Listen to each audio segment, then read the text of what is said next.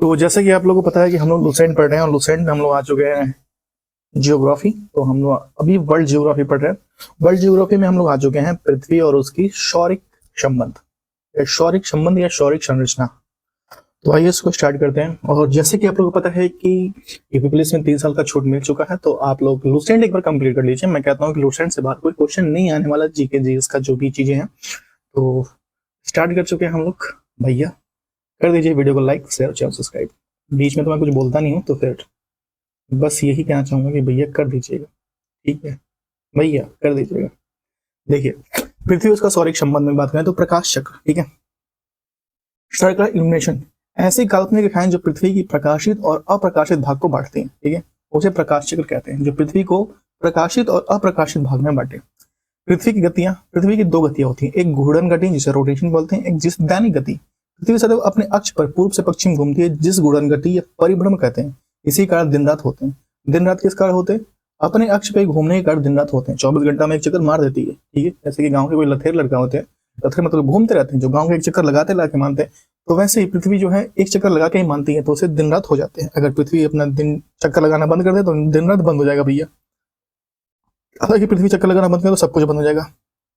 पृथ्वी अपनी धुरी पर घूमने के कारण भूमध्य रेखा पर वस्तु का रेखीय संवेग और उनके स्थानों की तुलना में अधिक होता है। इस कारण भूमध्य रेखा पर स्थित देश पृथ्वी की घूर्णन की उच्चतम रेखीय वेग का प्रतिनिधित्व करते हैं। भूमध्य रेखा 3 महत्वपूर्ण महाद्वीपों जैसे कि दक्षिण अमेरिका, अफ्रीका और एशिया के कुल 13 देशों से होकर गुजरती है। 13 देशों से होकर भूमध्य रेखा गुजरती है।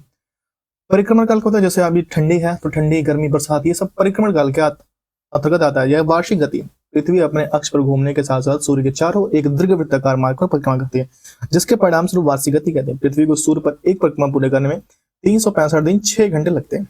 नक्षत्र दिवस को सिखाते हैं। नक्षत्र दिवस एक मध्याह्न रेखा के ऊपर किसी निश्चित नक्षत्र के उत्तरोत्तर 2 बार गुजरने के बीच की अवधि को नक्षत्र दिवस कहते हैं। ये शॉर्ट दिवस कहते हैं, नक्षत्र दिवस कहते हैं। ये 23 घंटे 56 मिनट की अवधि को कहता है नक्षत्र दिवस। 23 घंटे 56 मिनट की अवधि को होता है नक्षत्र दिवस। उसके बाद है सौर दिवस। जब सूर्य की गतिहीन मानकर पृथ्वी द्वारा उसके परिक्रमण की गणना दिवसों के रूप में की जाती है, तो उसे सौर दिवस कहते हैं। मतलब गतिहीन मानकर, पृथ्वी को गतिहीन मानकर, सूर्य को गतिहीन मानकर पृथ्वी की परिक्रमण की गणना दिवसों के रूप में करते हैं। मतलब जो सूर्य है कहीं एक जगह स्थिर है और उसको गतिहीन मानकर किया जाता है, तो उसे सौर दिवस कहते हैं। इसकी अवधि पूरे 24 घंटे की होती है सौर दिवस की। नोट करिए, कह रहा है अपने परिक्रमा पथ में पृथ्वी सूर्य के चारों ओर 29.8 किलोमीटर पर सेकंड, मतलब 1 सेकंड में लमसम 30 किलोमीटर धक्के से जाती है। समझ लो कितनी स्पीड है। उपसौर पृथ्वी सूर्य की परिक्रमा दीर्घवृत्तीय कक्षा में करती है, जिसके एक कोकश या पर सूर्य कहते हैं। एक कोकश पर सूर्य कहते हैं या सूर्य होता है। जब पृथ्वी सूर्य के अधिक पास होती है तो उसे अपशोर कहते हैं। मतलब सूर्य के अधिक पास होती है तो अपशोर होते हैं। ऐसी स्थिति 3 जनवरी को होता है। अभी बिता, आज कितना जनवरी है? आज 5 जनवरी है, 6 जनवरी है, तो अभी बिताया 3 दिन पहले, तो उसको कहते हैं अपशोर। जो पिता है अभी बिताया। और 3 जनवरी को पृथ्वी सूर्य के सबसे निकट होती है। ऐसी स्थिति को पृथ्वी के सूर्य के बीच की दूरी 14.70 करोड़ किलोमीटर की दूरी होती है, ठीक है। सबसे निकट होती है, सबसे निकट है तो भाई 14.70 करोड़ किलोमीटर है। और उपसौर हो गया। अब अपसौर की बात देखिए, जब पृथ्वी सूर्य के निकटतम या अधिकतम दूरी पर होती है तो उसे अपसौर कहते हैं। ऐसी स्थिति 4 जुलाई को होती है। अभी जो 4 जुलाई आएगी उसमें अधिकतम दूरी पर होगी। ऐसी स्थिति में पृथ्वी और सूर्य के बीच जो अधिकतम दूरी होती है वो 15.21 किलोमीटर होती है, करोड़ किलोमीटर, ठीक है।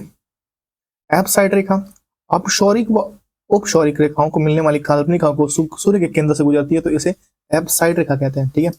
अपशौरिक, उपशौरिक और अपशौरिक को मिलने वाली या मिलाने वाली काल्पनिक रेखा को जो सूर्य के केंद्र से गुजरती है, इसे एपसाइड रेखा कहते हैं। अक्षांश के अंदर लैटिट्यूड किसे कहते हैं?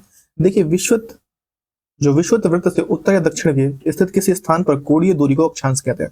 यह कोण पृथ्वी के केंद्र को बनाता है। इसे विषुवत वृत्त के दोनों ओर अंशों में मापा जाता है। विषुवत वृत्त 0 डिग्री अक्ष के अंशांशों को प्रदर्शित करता है। जो विषुवतीय रेखा होती है वो 0 डिग्री अक्ष होता है, जो सबसे लंबा दीर्घतम अक्षांश है, पृथ्वी की परिधि पर केंद्रित है।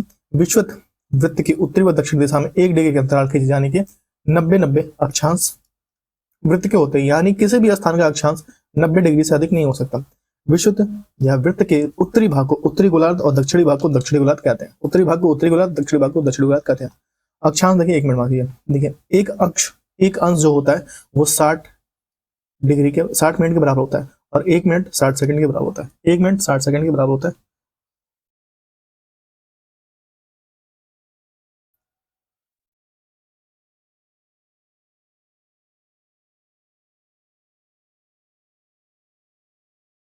ठीक है। अक्षांश समानता देखिए, काल्पनिक रेखाओं को एक ऐसा समूह जो पृथ्वी के चारों ओर पूर्व से पश्चिम दिशा में विषुवत रेखाओं के समांतर किया जाता है उसे अक्षांश रेखा कहलाता है। ठीक है, अक्षांश समांतर कैसे कहते हैं? काल्पनिक रेखाओं का ऐसा समूह जो पृथ्वी के चारों ओर पूर्व से पश्चिम दिशा में विषुवत रेखा के समांतर किया जाता है उसे अक्षांश रेखा कहलाते हैं। अथवा भूमध्य रेखा के एक समान कोणीय दूरी वाले भूमध्य रेखा के एक समान कोणीय दूरी वाले स्थानों को मिलाने रेखा को अक्षांश रेखा कहते हैं। भूमध्य रेखा 0 डिग्री अक्षांश की रेखा है जो अंततम इस पर स्थित सभी स्थानों का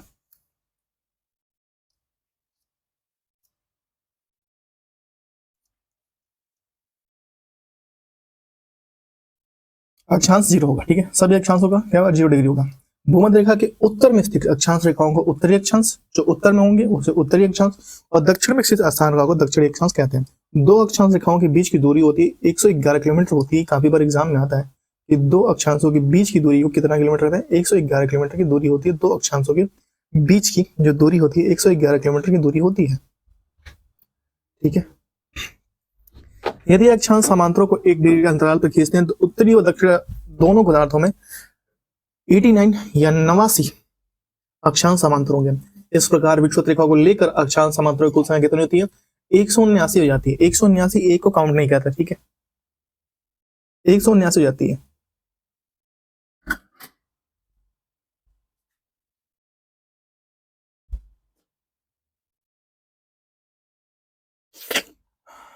भूमध्य रेखा उत्तर में 23.5 डिग्री अक्षांश को कर्क रेखा और दक्षिण में 23.5 डिग्री अक्षांश को मकर रेखा कहते हैं। ठीक है, हमारे यहाँ से कर्क रेखा हो जाती है जो भारत के 8 राज्यों से होकर हो जाती है।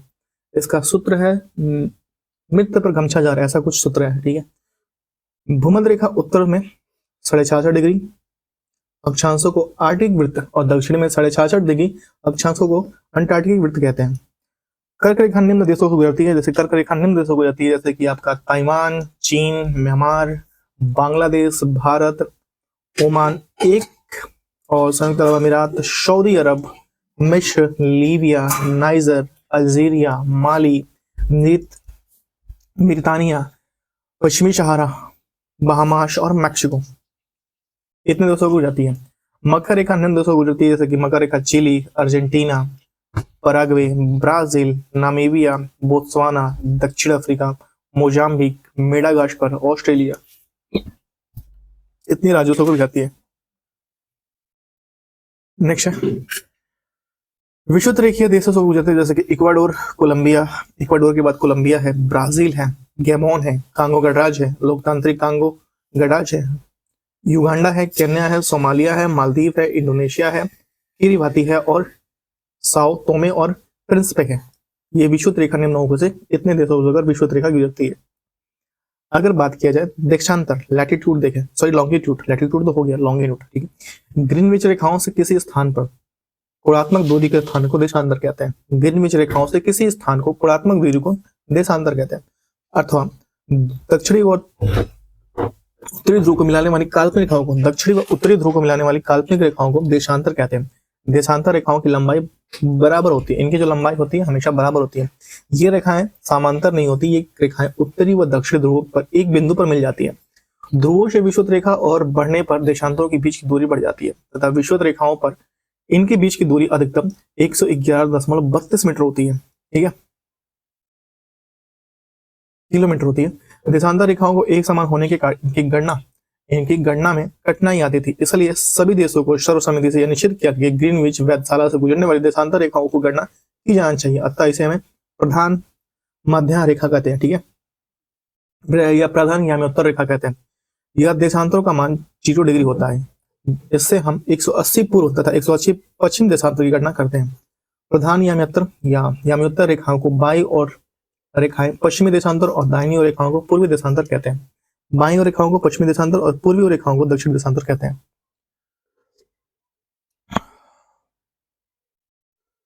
पूर्वी देशांतर कहते हैं। ये क्रमशः पश्चिमी गोलार्ध और उत्तरी गोलार्ध कहलाते हैं। जैसे कि 180 डिग्री पूर्व और 180 डिग्री पश्चिम एक ही रेखा है। गोलाकार होने के कारण पृथ्वी 24 घंटे में 360 डिग्री घूम जाती है। अतः एक देशांतर की दूरी तय करने में पृथ्वी को 4 मिनट का समय लगता है।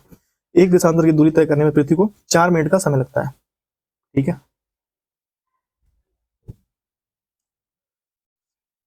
नेक्स्ट, देशांतर के आधार पर ही किसी स्थान का समय ज्ञात किया जाता है। जैसे दो देशांतर रेखाओं के बीच की दूरी को गोरे कहते हैं। क्या? गोरे कहते हैं। शून्य अंश अक्षांश और शून्य अंश देशांतर अटलांटिक महासागर को काटती है। अटलांटिक महासागर को काटती है। मानचित्र और ग्लोबल पर पाई जाने वाली प्रतिच्छेद रेखाओं को मानचित्र और ग्लोबल पर पाई जाने वाली प्रतिच्छेद रेखाओं को भौगोलिक रेखाजाल कहते हैं। संक्रांति, सूर्य के उत्तरायण और दक्षिणायन सीमा को संक्रांति कहते हैं। सूर्य के उत्तरायण और दक्षिणायन सीमा को संक्रांति कहते हैं। कर्क संक्रांति देखिए, 21 जून को सूर्य कर्क रेखा पर लंबवत पड़ती है। इसे कर्क संक्रांति या ग्रीष्म अयनंत कहते हैं। अयनांत या अयनंत कहते हैं। हालांकि अयनंत काफी जगह लिखता है, अयनांत है। एक दिन उत्तरी गोलार्ध में सबसे बड़ा दिन होता है। इस दिन जो होता है 21 जून को उत्तरी गोलार्ध में सबसे बड़ा दिन होता है। सबसे बड़ा दिन उत्तरी गोलार्ध में इसी दिन होता है। नेक्स्ट, नॉर्वे के अर्धरात्रि के समय सूर्य 21 जून को दिखाई देता है। नॉर्वे में जो अर्धरात्रि के समय सूर्य 21 जून को दिखाई देता है आपको। देखिए मकर संक्रांति, अगर मकर संक्रांति की बात किया जाए 22 दिसंबर को सूर्य मकर रेखा पर लंबवत होता है और इसे मकर संक्रांति और शीत आयनित कहते हैं। इस दिन दक्षिण गोलार्ध में सबसे बड़ा दिन होता है। 22 दिसंबर को दक्षिण गोलार्ध में सबसे बड़ा दिन होता है। 22 दिसंबर को दक्षिण गोलार्ध में सबसे बड़ा दिन होता है।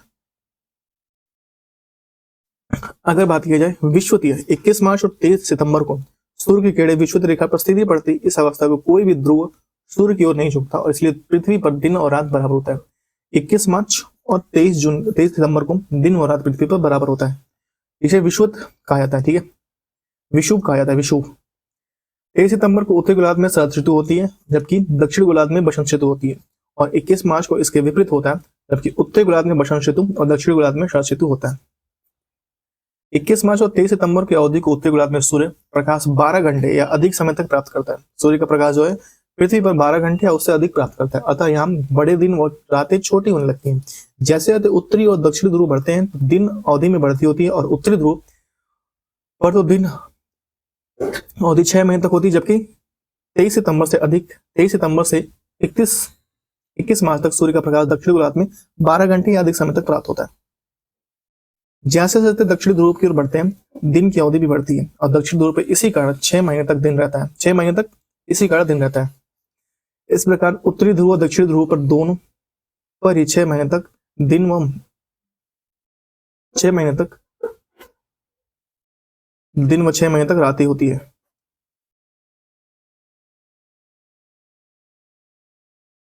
पृथ्वी को अपने अक्ष पर झुके होने के कारण दिन व रात बड़ा होता है। पृथ्वी की परिक्रमण और पृथ्वी के अक्ष को निश्चित दिशा में झुके होने के कारण ऋतु परिवर्तन भी होता है। ऋतु परिवर्तन भी होता है।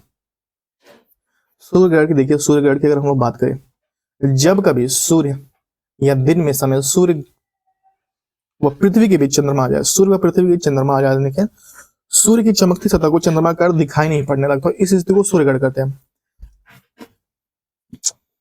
जब सूर्य का एक भाग पीछे छिप जाता है और उसे आंशिक ग्रहण या जब पूरा सूर्य ही भाग को छड़ों के लिए छिप जाता है तो उसे पूर्ण सूर्य ग्रहण कहते हैं।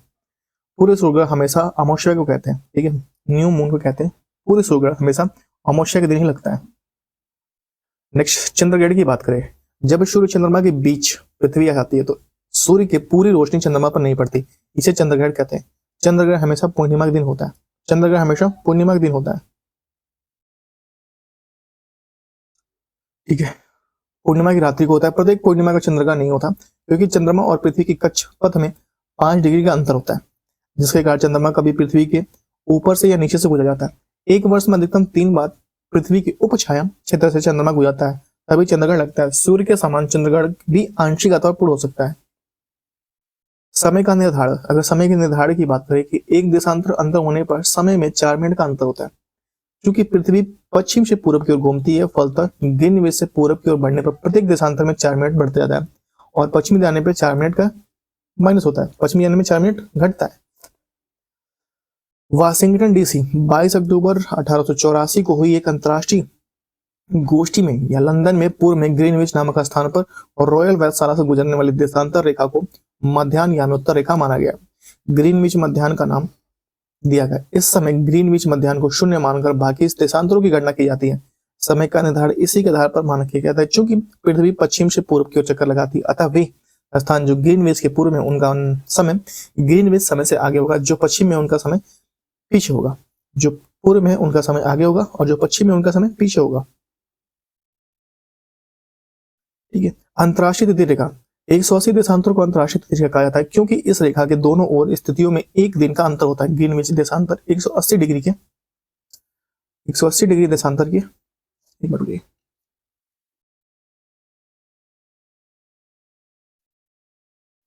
बीच 24 घंटे का अंतर होता है। 180 देशांतरों के बीच 24 घंटे का अंतर होता है।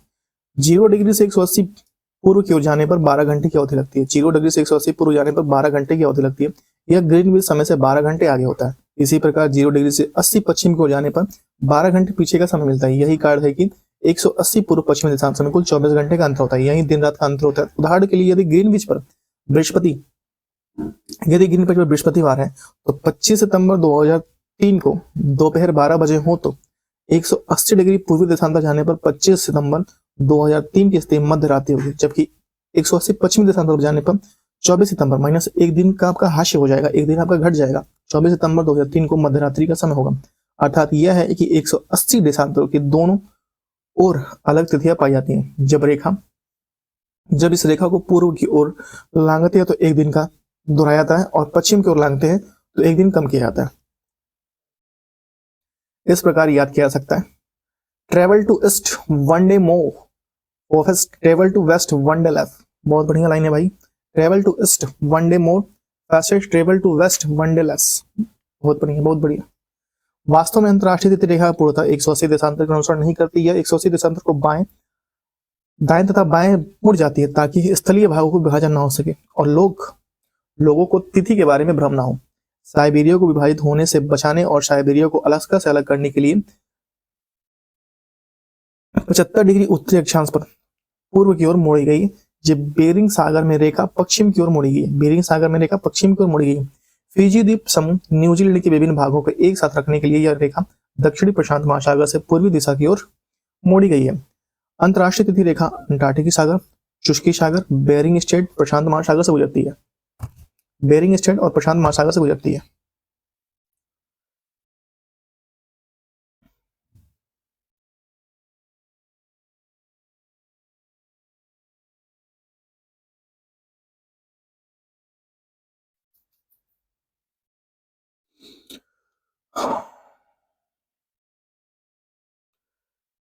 नेक्स्ट एक मिनट,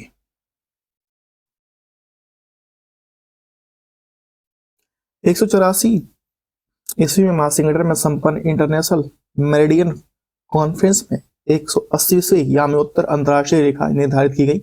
इसलिए किया गया ताकि विभिन्न देशों के मध्य यात्रियों को कुछ स्थानों पर एक दिन का अंतर होने के कारण परेशानी न हो।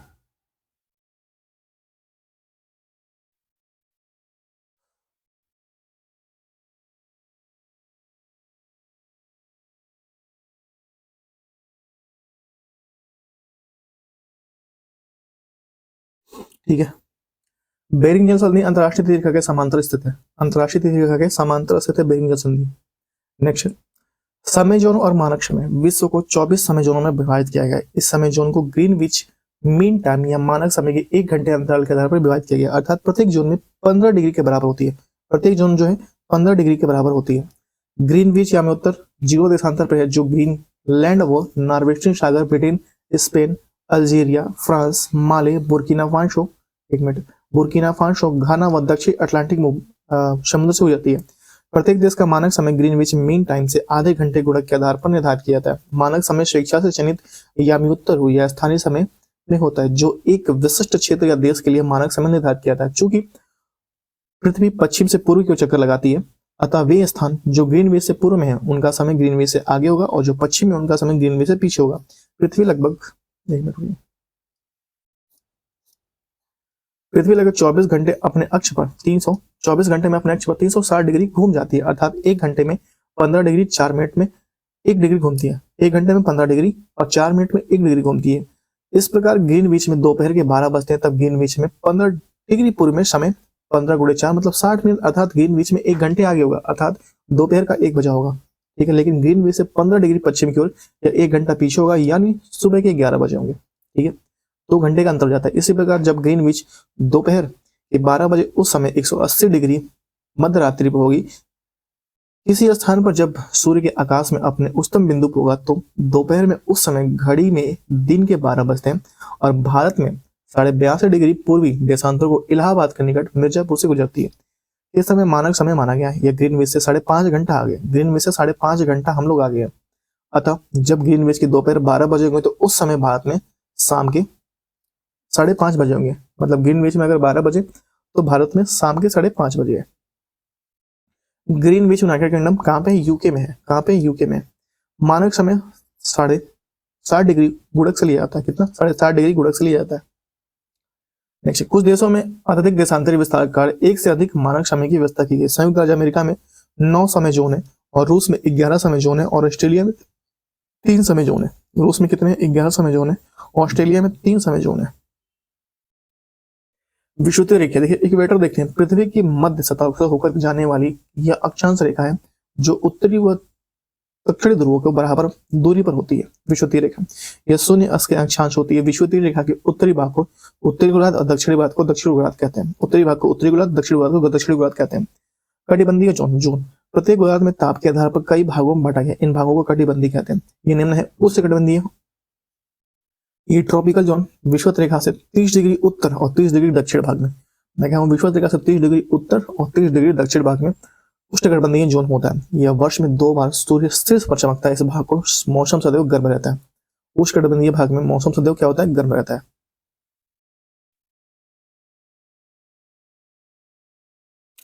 उपोष्णकटिबंधीय सब ट्रॉपिकल जोन ये 30 डिग्री से 45 डिग्री उत्तर और दक्षिणांशों के बीच में स्थित क्षेत्र जहां कुछ महीनों तक ताप अधिक और कुछ महीनों तक ताप कम रहता है। शीतोष्णकटिबंधीय 45 से 66 उत्तरी और दक्षिणी अक्षांशों के बीच क्षेत्र वह जो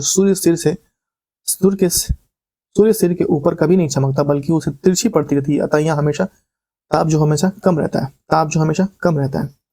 ध्रुवीय कटिबंधीय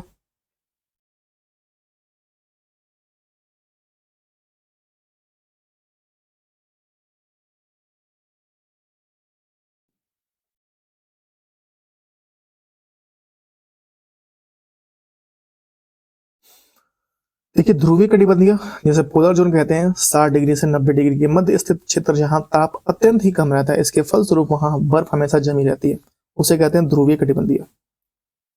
नेक्स्ट, अक्ष उत्तरी व दक्षिणी ध्रुव को मिलाने वाली काल्पनिक रेखा को जिस पर पृथ्वी घूमा करती है उसे अक्ष कहते हैं। पृथ्वी अपने अक्ष पे घूमती है। नेक्स्ट, ध्रुव पृथ्वी पर वे 2 बिंदु जिनसे होकर काल्पनिक अक्ष गुजरती है उसे ध्रुव कहते हैं। ठीक है, जिनके मध्य से होकर ये काल्पनिक रेखा बिंदु जो है वो गुजरती है अक्ष, उसे ध्रुव कहते हैं। अक्षांश किसी स्थान पर विषुवत वृत्त के उत्तर दक्षिण को कोणीय दूरी को अक्षांश कहते हैं। अक्षांश वृत्त विषुवत वृत्त के समांतर खींचे हुए काल्पनिक वृत्त को अक्षांश वृत्त कहते हैं। देशांतर किसी स्थान के प्रधान मध्याह्न रेखा को पूर्व या पश्चिम को कोणीय दूरी को देशांतर कहते हैं। देशांतर रेखाएं एक ध्रुव को दूसरे ध्रुव से मिलाने वाली काल्पनिक अर्धवृत्त को देशांतर रेखाएं कहते हैं। स्थानीय समय किसी स्थान के मध्याह्न सूर्य के निर्धारित किया गया समय, यानी किसी स्थान पर जब सूर्य आकाश में सबसे अधिक ऊंचाई पर होता है तो दिन के 12 बजते हैं। इस समय वहां पर स्थानीय समय कहते हैं। इसको स्थानीय समय कहते हैं। मानक समय किसी देश का मानक मध्याह्न रेखा पर इकाई का समय मानक समय होता है। नेक्स्ट,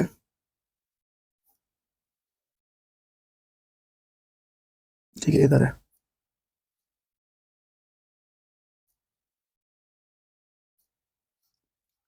देखिए, यहां से हम लोग नेक्स्ट देखते हैं भैया।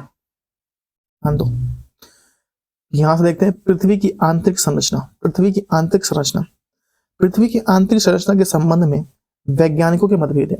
भूगर्भ में पाई जाने वाली परतों की मोटाई, घनत्व, तापमान, भार एवं यहाँ पर पाए जाने वाले पदार्थों की प्रकृति को अभी पूर्ण सहमति नहीं हो पाई है। फिर भी तापमान, दबाव, घनत्व और उल्काओं, भूकंपीय तरंगों के आधार पर प्रमाणों को एकत्रित करके पृथ्वी की आंतरिक संरचना के संबंध में जानकारी प्राप्त करने के प्रयास किए गए। पृथ्वी के अंदर के हिस्से को 3 भागों में बांटा गया। पहला भाग भूपर्पटी कहते हैं, जिसे क्रस्ट कहते हैं। दूसरा भाग आवरण कहते हैं, जिसे मेंटल कहते हैं। तीसरा भाग केंद्रीय भाग कहते हैं, जिसे कोर कहते हैं। भूपर्पटी क्रस्ट पृथ्वी के ऊपरी भाग को भूपर्पटी कहते हैं। यह अंदर की तरफ 34 किलोमीटर दूर का क्षेत्र है। 34 किलोमीटर का क्षेत्र है। यह मुख्यतः बेसाल्ट चट्टानों से बनी है। इसके 2 भाग हैं, सियाल और सीमा। सियाल और सीमा।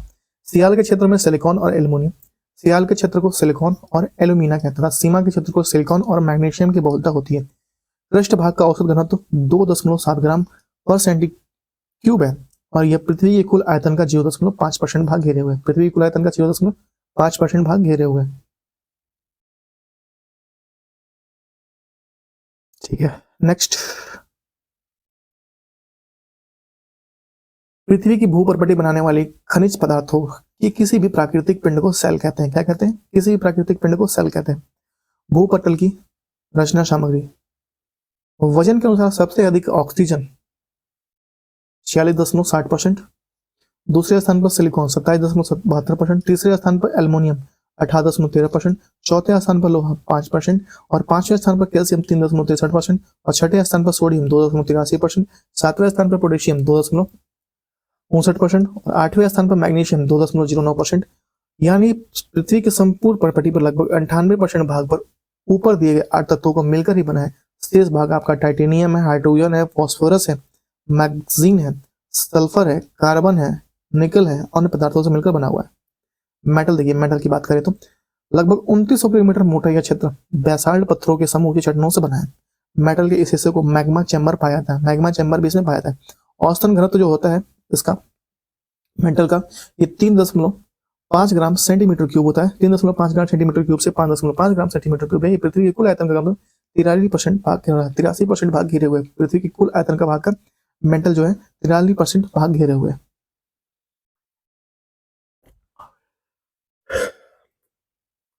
नेक्स्ट है कोनराड असंबद्धता। ऊपरी क्रस्ट और निचले क्रस्ट के बीच की सीमा को कोनराड असंबद्धता कहते हैं। नेक्स्ट है मोविसिक डिसकंटिन्यूटी। मोविसिक डिसकंटिन्यूटी, क्रस्ट और मेटल के बीच की सीमा क्षेत्र को मोविसिक डिसकंटिन्यूटी कहते हैं। रैपिटी असंबद्धता। रैपिटी असंबद्धता, रैपिटी असंबद्धता, ऊपरी मेटल और निचले के बीच की सीमा क्षेत्र को रैपिटी असंबद्धता कहते हैं। नेक्स्ट है गुटेनबर्ग विसास्ट असंबद्धता। निचले मेटल और ऊपरी कोड की सीमा क्षेत्र को गुटेनबर्ग विसास्ट असंबद्धता कहते हैं। नेक्स्ट है लोहमैन असंबद्धता। बाह्य कोड और आंतरिक कोड की सीमा क्षेत्र को लोहमैन असंबद्धता कहते हैं। नेक्स्ट है केंद्रीय भाग, जिसे कोर कहते हैं। पृथ्वी का केंद्रीय भाग निकेल व फेरस का बना है, जिसका औसत घनत्व 13 ग्राम पर सेंटीमीटर क्यूब होता है और पृथ्वी का केंद्रीय भाग समतल द्रव्य और प्लास्टिक अवस्था में ये पृथ्वी के कुल आयतन का 16% भाग घेरे हुए केंद्रीय भाग, जिसे कोर कहते हैं। नेक्स्ट पृथ्वी का औसत घनत्व 5.5 ग्राम सेंटीमीटर क्यूब और औसत त्रिज्या लगभग 6370 किलोमीटर है, 70 किलोमीटर है। पृथ्वी के नीचे जाने पर प्रति 32 किलोमीटर जाएंगे तो आप 1 डिग्री सेल्सियस तापमान बढ़ जाता है। 32 किलोमीटर जाने पर 1 डिग्री सेल्सियस तापमान बढ़ जाता है। पृथ्वी के स्थलीय क्षेत्र पर सबसे नीचा क्षेत्र जॉर्डन के मित्र सागर के आसपास का क्षेत्र, यह क्षेत्र समुद्र तल से औसत 400 मीटर नीचे है। समुद्र तल से औसत 400 मीटर नीचे।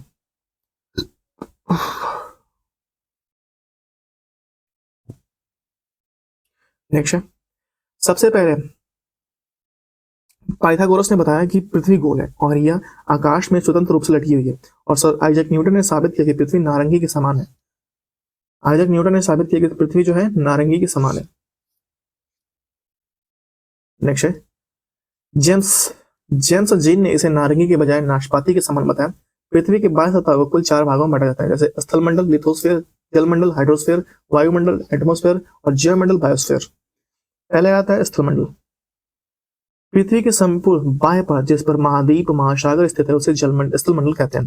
पृथ्वी के कुल 29% भाग पर स्थल और 71% भाग पर जल है। 71% भाग पर जल है। पृथ्वी की भू क्षेत्रफल पर जल का क्षेत्र का अनुपात कितना है? भू क्षेत्रफल व जल का अनुपात 3:7 में दिया गया। 3:7 दिया गया। पृथ्वी के उत्तरी गोलार्ध में 61% तथा दक्षिण गोलार्ध में 81% क्षेत्र पर जल का साम्राज्य है। उत्तरी गोलार्ध में कितना है? 61% और दक्षिण गोलार्ध में कितना है? 81% जल का साम्राज्य है। पृथ्वी पे अधिकतम ऊंचाई माउंट एवरेस्ट जो 8,850.48 कुछ है, थोड़ा बढ़ गया। इसकी गहराई मेरियाना गर्त से अधिकतम गहराई है मेरियाना गर्त में 11,022 मीटर की है। इसकी पृथ्वी की अधिकतम ऊंचाई अधिकतम गहराई से जो किलोमीटर का अंतर है वो 20 किलोमीटर का अंतर है। जो अधिकतम गहराई है माउंट एवरेस्ट और अधिकतम ऊंचाई जो अधिकतम माउंट एवरेस्ट और अधिकतम गहराई है मेरियाना गर्त, इसकी जो अंतर दोनों का है कितना है? 20 किलोमीटर क्षेत्र का अंतर दोनों का आता है। अगर बात की जाए स्थलमंडल, महाद्वीपीय क्षेत्र में सबसे अधिक मोटी जो 40 किलोमीटर और महासागरीय क्षेत्र में अपेक्षित पतली 12 से 20 किलोमीटर। नेक्स्ट है चट्टान। नेक्स्ट बात करेंगे चट्टान या रॉक की। पृथ्वी की सतह को कठोर भागों को चट्टान कहते हैं। जो पृथ्वी की बाहरी परत को संरचना की मूलभूत इकाई है। उत्पत्ति के आधार पर ये 3 प्रकार की होती है। रॉक जो होती है उत्पत्ति के आधार पर कितने प्रकार की? 3 प्रकार की होती है। जैसे इसमें है आग्नेय चट्टान, थोड़ा सा इधर कर लेते हैं इसको। पहला आता है आपका आग्नेय चट्टान। आग्नेय चट्टान या मैग्मा या लावा के जमने से बनती है। इसमें ग्रेनाइट, बेसाल्ट और पेग्माटाइट और डायरोटाइट और ग्रेबो आदि पाए जाते हैं। आग्नेय चट्टान स्थूल परत रहित होती है और कठोर और संघनन और जीवाश्म रहित होती है। आर्थिक रूप से बहुत ही संपन्न चट्टान है। इसमें चुंबकीय लोहा, निकिल, तांबा, शीशा, जस्ता, क्रोमाइट, मैग्नीज, सोना और सोना के अलावा भाई रुक जाओ, प्लेटिनियम पाए जाते हैं। कौन कौन से मैं कहूँ तो लोहा, निकिल, तांबा, सीसा, जस्ता, क्रोमीन, मैग्नीज, सोना और प्लेटिनियम पाए जाते हैं आग्नेय चट्टान में। अगर बात करें ग्रेनाइट को 2 प्रमुख घटक है, जैसा सिलिका और एल्यूमिनियम। ग्रेनाइट के 2 प्रमुख घटक है, सिलिका और एल्यूमिनियम। बेसाल्ट में लोहे की मात्रा अधिक होती है। इस चट्टान से काली मिट्टी का निर्माण होता है। बेसाल्ट से काली मिट्टी का निर्माण होता है। पेग्माटाइट जैसे कोडरमा झारखंड में पाया जाने वाला अभ्रक इन्हीं सालों से मिलता है। पेग्माटाइट एकमात्र अभ्रक तत्व वाला खनिज नहीं है। आग्नेय चट्टानी पिंड मैग्मा में ठंडा होकर ठोस रूप धारण करने के विभिन्न प्रकार जैसे आग्नेय चट्टानी पिंड बनाते हैं। इनका नामांकन या इनका नामांकन इनके आकार, रूप, स्थिति और आसपास पाई जाने वाली चट्टानों के आधार पर किया जाता है। किया जाता है अंतर्वेदी चट्टानों से बनती है। ठीक है, इसकी चट्टानीय पिंड अंतर्वेदी चट्टानों से बनती है। अगर यहाँ पे कुछ देखा जाए, ग्रेनाइट है क्या? नीस, साइनाइट। ग्रेनाइट बनता है कृंतक चट्टान से, नीस से, आग्नेय से देखिए, और आग्नेय चट्टान का रूपांतर ग्रेनाइट का रूपांतर होता है नीस में, साइनाइट का साइनाइट नीस में होता है, गैब्रो का सर्पेंटाइन टाइन में होता है, और बेसाल्ट का सीस्ट में होता है, बेसाल्ट का सीस्ट में होता है, और बिटुमिनस कोयला का ग्रेफाइट में होता है, बिटुमिनस कोयला का ग्रेफाइट में होता है।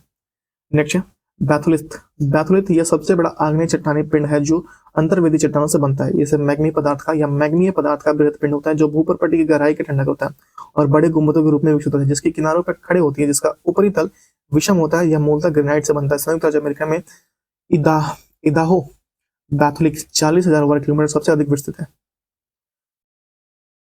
उसके बाद है कनाडा का कोस्ट रेंज, बैथोलाइक इदाहो का सबसे बड़ा है। बैथोलिक कोस्ट रेंज बैथोलिट इदाहो में भी सबसे बड़ा है। नेक्स्ट है स्टॉक। स्टॉक की अगर बात की जाए, छोटे आकार के बैथोलिट स्टॉक कहता है। इसका ऊपरी भाग को गोलाकार गुंबद नुमा होता है और स्टॉक का विस्तार 100 वर्ग किलोमीटर से भी कम है। 100 वर्ग किलोमीटर से भी कम है।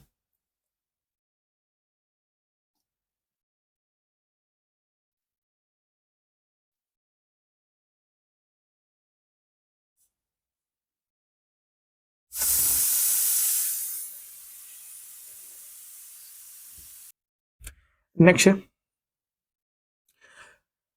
लैकोलिथ। लैकोलिथ में जो है जब मैग्मा ऊपर की परत की ओर से ऊपर की उड़ता है तो इसे गुंबदकार रूप में जमता है, तो इसे ही लैकोलिथ कहते हैं। मैग्मा तेजी से ऊपर उठने का या गुंबदकार ठोस पिंड या छतरी नुमा दिखाई देता है। छतरी नुमा दिखाई देता है। कहाँ गया भाई? ठीक है, दिखाई देता है। उत्तरी अमेरिका में पश्चिमी भागों कैथोलिक कई उदाहरण मिलते हैं। कैथोलिक बहिर्वेदी जल ज्वालामुखी पर्वत के एक अंतर्वेदी प्रतीक है। बहिर्मुखी ज्वालामुखी का एक अंतर्वेदी प्रतीक है कैथोलिक।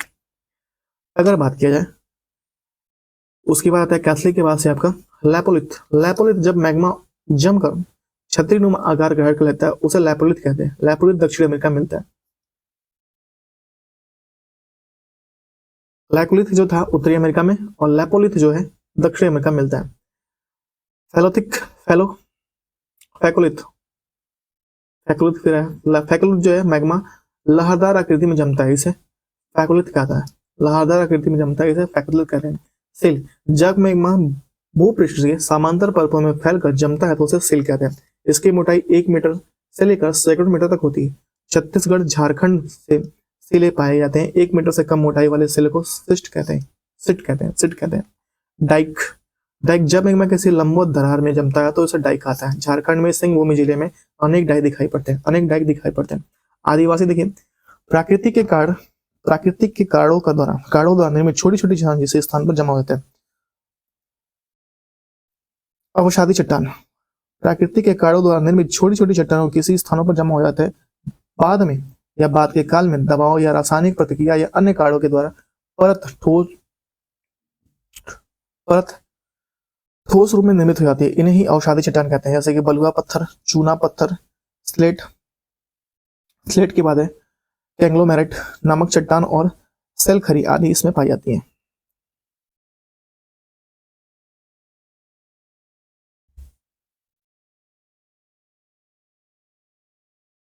देखिए अवसादी चट्टानों का रूपांतरण, सपिंड का क्या होता है, सपिंड सिस्ट में होता है, स्पिंड सिस्ट में हो जाता है, बलुआ पत्थर का क्वार्ट्ज में हो जाता है, बलुआ पत्थर का क्वार्ट्ज में हो जाता है, सेल का स्लेट में हो जाता है, और चूना पत्थर का संगमरमर में, और लिग्नाइट कोयला का एंथोसाइड कोयला में जाता है, लिग्नाइट कोयला का एंथोसाइड कोयला में जाता है। अवसादी चट्टानें परतदार होती हैं, अवसादी चट्टानें होती हैं परतदार होती है, इनमें वनस्पति और जीव जंतुओं के जीवाश्म पाए जाते हैं। इन्हीं चट्टानों में लौह अयस्क, फॉस्फेट, कोयला, सीमेंट बनाने की चट्टानें पाई जाती हैं। खनिज तेल अवसादी चट्टानों में पाया जाता है। अप्रवेश्य चट्टानों में दो परतों के बीच यदि प्रवेश्य सेल में परत आ जाए तो उन्हें खनिज तेल के लिए अनुकूल स्थिति पैदा हो जाती है।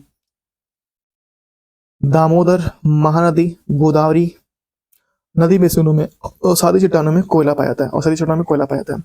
आगरा का किला तथा दिल्ली में लाल किला बलुआ पत्थर नामक अवसादी चट्टानों पाया जाता है। नेक्स्ट है कायांतिक चट्टानें। कायांतिक चट्टानें जब ताप, दाब व रासायनिक क्रियाओं के आग्नेय और क्षैतिज चट्टानों का क्रियांतिक चट्टान का निर्माण होता है।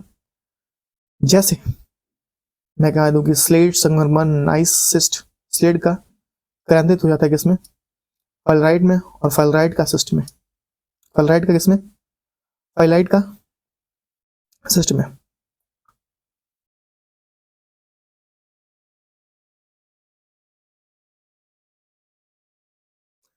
विश्व की प्राचीनतम शैली पश्चिमी ऑस्ट्रेलिया में जो 430 करोड़ वर्ष पहले बना है, जो पृथ्वी के निर्माण की मात्रा 30 करोड़ पश्चात बनता है, 30 करोड़ ये पश्चात बना है।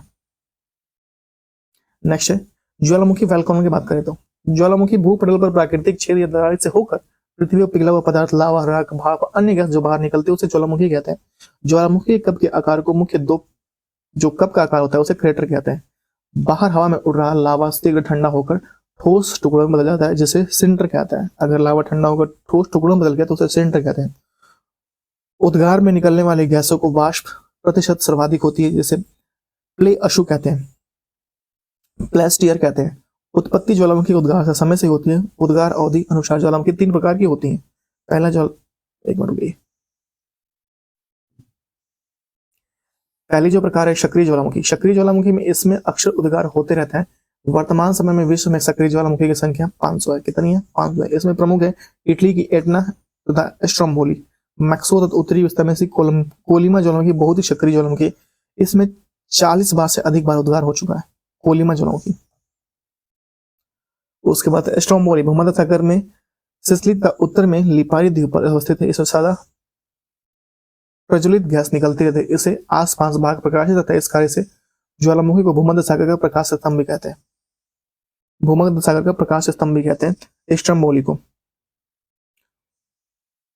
नेक्स्ट है विश्व की सबसे अधिक सक्रिय ज्वालामुखी इलायू हवाई द्वीप यूएसए पे है। इलायू हवाई द्वीप कहाँ पे है? यूएसए पे है।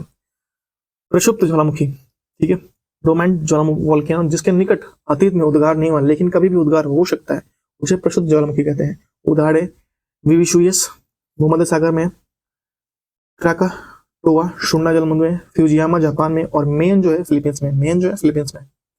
शांत ज्वालामुखी वैसा ज्वालामुखी जिसमें ऐतिहासिक काल में कोई उद्गार नहीं हुआ, जिसे पुनः उद्गार होने की संभावना नहीं हो, इसे उद्गार को सुल्तान या देवबंद ईरान, पोपा म्यांमार, और किलिमंजारो अफ्रीका, और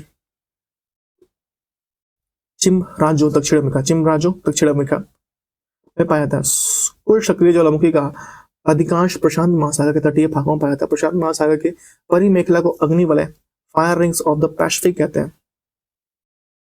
नेक्स्ट है सबसे अधिक सक्रिय ज्वालामुखी अमेरिका और एशिया महाद्वीप के तटों पर है। सबसे अधिक सक्रिय ज्वालामुखी अमेरिका और एशिया महाद्वीप के तटों पर है। ऑस्ट्रेलिया महाद्वीप में एक भी सक्रिय ज्वालामुखी नहीं है। ऑस्ट्रेलिया महाद्वीप में एक भी सक्रिय ज्वालामुखी नहीं है। अगर बात किया जाए ग्लेशियर, बहुत से ज्वालामुखी क्षेत्रों के उद्गार के समय दरारों और सुरंगों से होकर जल तथा वाष्प की कुछ अधिक ऊंचाई पर निकल जाते हैं। इसे ग्लेशियर कहते हैं।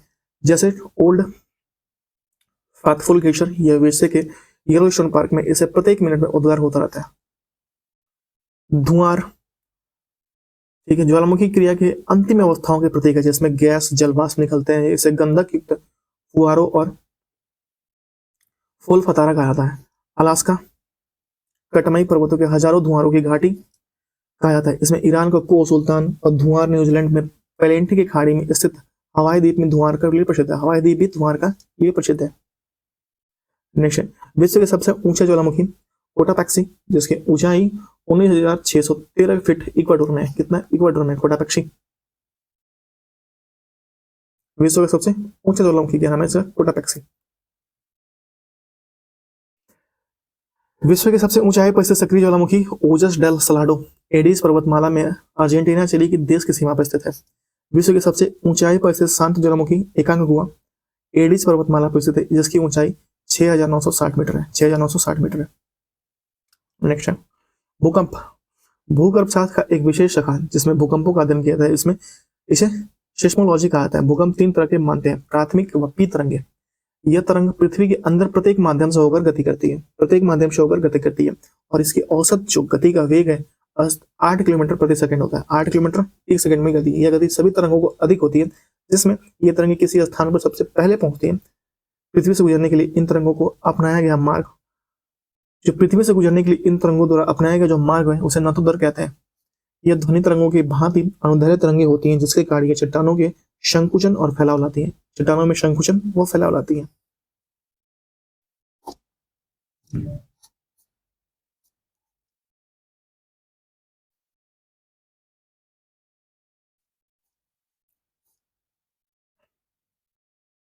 उसके बाद है द्वितीय। द्वितीय में आती है आपकी एस तरंगे। एस तरंगे सेकेंडरी वेब, इनमें अनुप्रस्थ तरंगे भी कहते हैं। ये तरंग केवल ठोस माध्यम से होकर गुजरती हैं और तरल पदार्थ में लुप्त हो जाती है। औसत वेग 4 किलोमीटर पर सेकंड होता है। ठोस तरंगों का औसत वेग कितना होता है? 4 किलोमीटर पर सेकंड होता है।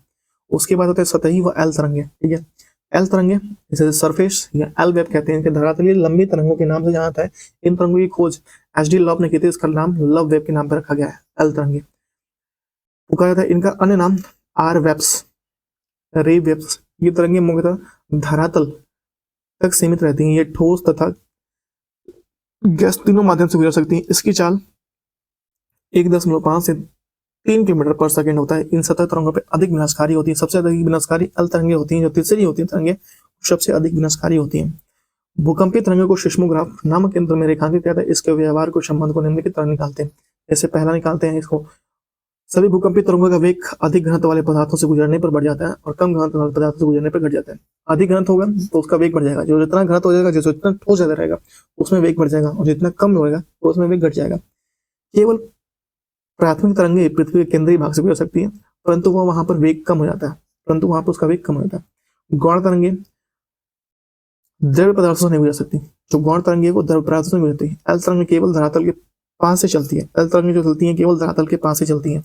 विभिन्न माध्यमों से गुजरते समय भी तरंगे परावर्तित और अपरिवर्तित रहती हैं। केंद्र भूकंप के उद्भव स्थान को उसका केंद्र कहते हैं। भूकंप के उद्भव स्थान को उसका केंद्र कहते हैं।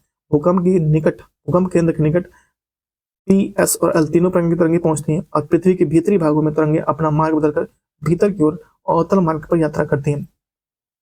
भूकंपीय केंद्रों से धरातल के साथ 11,000 किलोमीटर की दूरी और पी एस तरंगों तक पहुंचती है। केंद्रीय भाग कोर तक पहुंचने में एस तरंगे लुप्त हो जाती हैं। जो एस तरंगे होती हैं सेकेंडरी वेव, जो केंद्रीय भाग में पहुंचने पर लुप्त हो जाती हैं, और पी तरंगे अपरिवर्तित रहती हैं। इसी कारण भूकंप के केंद्र में 11,000 किलोमीटर बाद लगभग 5,000 किलोमीटर तक कोई तरंग नहीं पहुंचती। इस क्षेत्र को छाया क्षेत्र या शैडो जोन कहते हैं। शैडो जोन कहते हैं। नेक्स्ट है अधिकेंद्र। भूकंप के केंद्र के ठीक ऊपर पृथ्वी सतह पर स्थित बिंदु को भूकंप के अधिकेंद्र कहते हैं। अधिकेंद्र पर सबसे पहले पी तरंगे पहुंचती हैं। पी तरंगे पहुंचती हैं। अंतरसागरीय भूकंप उत्पन्न लहरों को जापान में सुनामी कहा जाता है। सुनामी कहा जाता है। जिन संवेदनशील यंत्रों द्वारा भूकंपीय तरंगों की तीव्रता मापी जाती है उन्हें भूकंप लेखी या सिस्मोग्राफ कहते हैं। इसके 3 स्केल होते हैं, रॉशी फेरल स्केल और मर्केली स्केल और रिक्टर स्केल। 3 तरंगे की होती हैं। रिक्टर स्केल भूकंप की तीव्रता या ऊर्जा मापने के लिए रिक्टर स्केल का विकास अमेरिकी वैज्ञानिक जॉर्ज रिक्टर द्वारा 1935 में की गई थी। यह एक लघु गणितीय पैमाना है जिसका पाठ्यांक 1 से 9 तक होता है। रिक्टर स्केल पर प्रत्येक अगली पिछली इकाई की तुलना की जाती है और 10 गुना अधिक होती है। प्रत्येक अगली पिछली इकाई की तुलना में 10 गुना अधिक होती है। मतलब कि अगर आप 1 से 2 पे जाएंगे तो ये 10 गुना अधिक हो गया। और इस स्केल पे 2.0 या 3.0 की तीव्रता अधिक, मतलब अर्थ हल्का भूकंप होता है, जबकि 6.2 की तीव्रता अधिक शक्तिशाली भूकंप हो जाता है। नेक्स्ट, विभिन्न स्थलाकृतियां, निर्माण के आधार पर स्थलाकृतियां 3 प्रकार की होती हैं, जैसे कि पर्वत, पठार, मैदान। पहले देखेंगे पर्वत। पर्वत की उत्पत्ति के अनुसार पर्वत 4 प्रकार के होते हैं। पहला आता है ब्लॉक पर्वत। ब्लॉक पर्वत में आपका आता है जब चट्टानों में स्थित भ्रंश के कारण मध्य भाग नीचे धंस जाते हैं और अगल बगल के भाग ऊपर उठ जाते हैं। मतलब क्या मैं कहूँ कि अगल बगल के भाग ऊपर उड़े और नीचे ये धस गया, केवल धस गया, तो उसे कहते हैं ब्लॉक पर्वत। बीच में धसे भाग को रिफ्ट या घाटी कहते हैं। इस पर्वत को शिष्ट समतल पर किनारों के तीव्र भ्रंश करारों के समीप होते हैं। इस प्रकार के पर्वत को उदाहरण जैसे कि फ्रोजेस फ्रांस, ब्लैक फॉरेस्ट जर्मनी और salt range Pakistan. Salt range Pakistan. पर्वत के निर्माण के विभिन्न सिद्धांत, जैसे मैं कहूँ भूसंति, इसने भूसंति का सिद्धांत दिया, कोवर ने दिया था भूसंति का सिद्धांत। और तापी संकुचन का जेफरिज ने दिया था। महाद्वीपीय स्विट्जरलैंड का डेली ने दिया था। महाद्वीपीय विस्थापन का वैज्ञानिक ने दिया था। श्यामन तरंग का होम्स ने दिया था। रेडियो एक्टिविटी का जोरी ने दिया था। और प्लेट विवर्तनी का हैरी हेस्ट ने दिया था। प्लेट विवर्तनी का सिद्धांत किसने दिया था? हैरी हेस्ट ने दिया था प्लेट विवर्तनी का सिद्धांत। प्लेट विवर्तनी शब्दावली का सर्वप्रथम प्रयोग टोरंटो विश्वविद्यालय के टूजे विल्सन ने 1965 में दिया था। प्लेट विवर्तन सिद्धांत की वैज्ञानिक व्याख्या का श्रेय डब्ल्यू जे मॉर्गन को दिया था। डब्ल्यू जे मॉर्गन को दिया था। डब्ल्यू जे मॉर्गन को दिया जाता है। विश्व की सबसे लंबी रिफ्ट घाटी जॉर्डन घाटी नदी घाटी है, जो लाल सागर के बेसिन से होती हुई जैमजी नदी तक 4800 किलोमीटर लंबी है। कितनी है? 4800 किलोमीटर, 4800 किलोमीटर लंबी है। नेक्स्ट, अवशिष्ट पर्वत।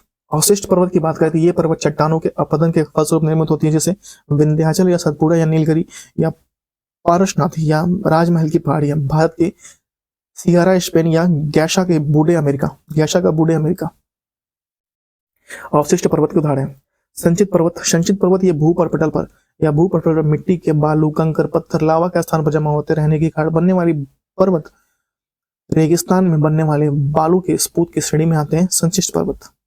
संचित पर्वत। नेक्स्ट उसके बाद से बलित पर्वत।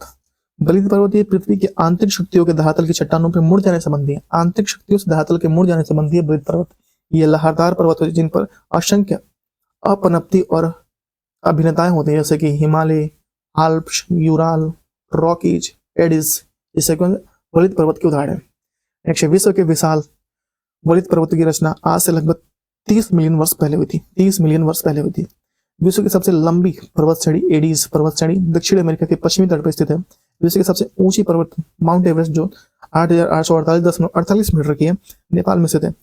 अफ्रीका के सर्वोच्च शिखर माउंट किलिमंजारो, जो 5895 मीटर और तंजानिया में स्थित है। यहाँ पे माउंट किलिमंजारो कहाँ पे? तंजानिया में स्थित है। उसके बाद से फलित पर्वतों के निर्माण की आधुनिक सिद्धांत प्लेट टेक्टोनिक की संकल्पना पर आधारित है। जहां आज हिमालय पर्वत खड़ा है, वहां उस समय तथे सागर नामक भू अभियंत्रिक अवस्था था, भू द्रोणी था। दक्षिण भारत को उत्तरी और विस्थापन कहा। तथे सागर में वह बल पड़ा और वहां पर वह ऊपर उठ गया, ऊपर उठ गया, जिससे संसार का सबसे ऊंचा पर्वत हिमालय का निर्माण हुआ। हिमालय का आज भी जो है विस्तार, लगातार हिमालय बढ़ रहा है। नेक्स्ट, भारत का अरावली पर्वत विश्व की सबसे पुरानी वलित पर्वत में गिना है। इसके पास सबसे ऊंची चोटी माउंट आबू के निकट गुरु शिखर है। इससे इसके समुद्र तल में ऊंचाई 1712 मीटर है। कुछ विद्वान अरावली विद्वान पर्वतों को अवशिष्ट पर्वत का उदाहरण मानते हैं। अवशिष्ट पर्वत का उदाहरण मानते हैं। पठार, धरातल पर विशिष्ट स्थल रूप में जो अपने आसपास के स्थल में पर्याप्त ऊर्जा होता है, ये शीर्ष भाग को चौड़ा और सपाट होता है। सामान्यतः पठार की ऊंचाई 300 से 500 फीट होती है। 300 से 500 फीट होती है। कुछ अधिक ऊंचाई वाला सपाट है तिब्बत का, कुछ अधिक ऊंचाई वाला सपाट है तिब्बत का पठार, जो 16,000 फीट विश्व की सबसे ऊंचा पठार है। वोल्बिया का पठार जो 12,000 फीट, कोलंबिया के पठार जो 7,800 फीट निम्न प्रकार के होते हैं। पठार कितने प्रकार के? निम्न प्रकार के पठार, जैसे पहला है अंतर पर्वतीय पठार, पर्वतमालाओं के बीच बने पठार को अंतर पर्वतीय पठार कहते हैं। उसके बाद आता है पर्वत प्रदेपीय पठार, पर्वत तल के मैदान के बीच उठे समतल भाग को कहते हैं। महाद्वीपीय पठार, जब पृथ्वी के भीतर जामा कैलोथिक भूपटल या भूपृष्ठ के अपदन के कारण सतह पर उभार उठ पाते हैं, ऐसे पठार बनते हैं, जैसे कि दक्षिण भारत का पठार। एक बार फिर से पढ़ देता हूँ इसको।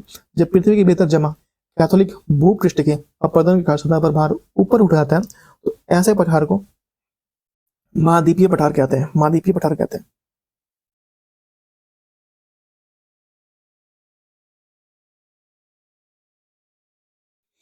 उसके बाद आपका है क्या?